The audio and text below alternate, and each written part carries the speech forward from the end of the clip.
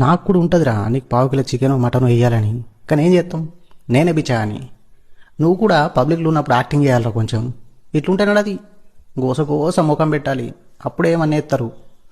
ఇంకోటి కొంచెం నువ్వు మంచిగా రెడీగా రోజు సంతూర్ సబ్బు పెట్టి తానం మీనం చేసి క్యూట్గా రెడీగా. నువ్వు మురిగినా కానీ ఏమంటున్నా, నువ్వు మురిగినా కానీ క్యూట్గా మురగాలి. బౌ అనద్దు, కుయ్ అనాలి.